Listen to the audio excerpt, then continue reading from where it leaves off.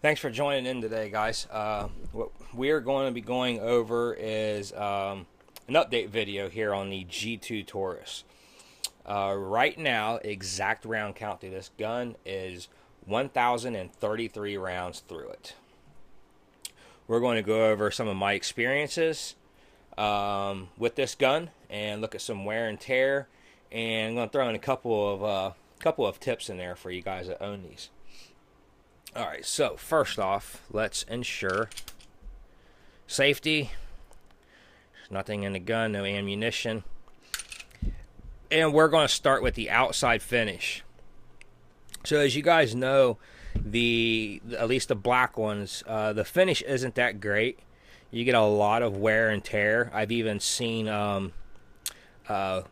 pictures of these rusted on Facebook on a page that I'm on. And I've seen a lot of them rusted really, really bad, actually, which is, I guess, the owner's fault a lot. But also the finish isn't that great because there's a lot of guns out there that would not have happened to. Now, a little tip.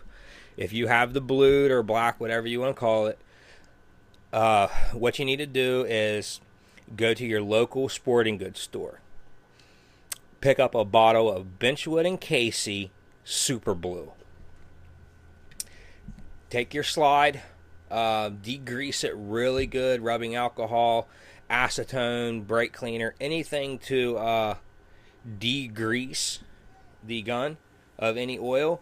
And you're going to want to just apply that over and over and over, and then follow up with your favorite oil. Let that oil set on there for a while, and then buff it out. And then the nice thing about having that super blue on hand is you can use it to just touch up areas, but that's really going to help.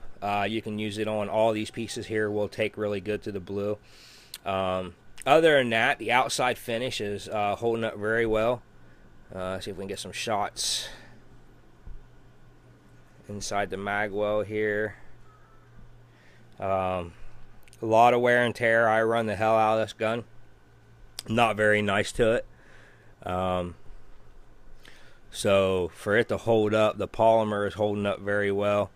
As you guys know, I did a drop test on this, nicked the rear sight, put a couple of scratches and dings in it, which I just used that super blue to cover it up or hide it. So outside, it's looking pretty good, still holding up. So let's go ahead and take this gun apart, ensure we're clear. Safe direction. Alright, now let's look at the frame. Alright, for those who follow the channel, you know that when I did the trigger job, I also polished all the internal components here, and then I re-blued everything with the with that super blue that I was just talking about. But nothing out of the ordinary here. That finish that I put on it, the super blue, isn't as durable as the OEM finish, and it's still holding up pretty well. So nothing out of the ordinary here. For those who have the Lakeline, very good product. I approve of it, but I suggest that you get your own Loctite. After one of my videos where I did some rapid fire, the Loctite actually broke loose and the screw started coming undone. So I actually just went to my local sporting goods store and picked up it's JB Weld blue Loctite thread locker, and I haven't fired it since then to see if it's going to come undone yet, but I assume it probably won't. But little tip there: use your own blue Loctite because the stuff they send sucks. And I have a buddy, Travis PT111, that he was having issues out of his sights that he bought from Lakeline with that touch-up blue, or that blue Loctite. Barrel.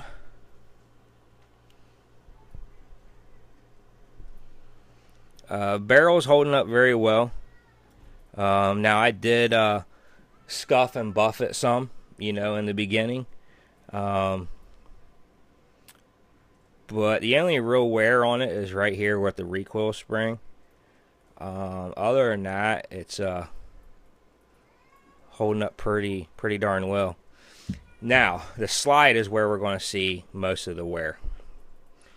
So as you look inside here, you're going to see a lot of wear there. Down the rails here. Inside the rails, you're going to see a lot. But I'm going to touch up blue this, but I didn't want to do it prior to the video. I wanted to show you what to expect. Now this area here and the breech face I polished, so that's not really wear.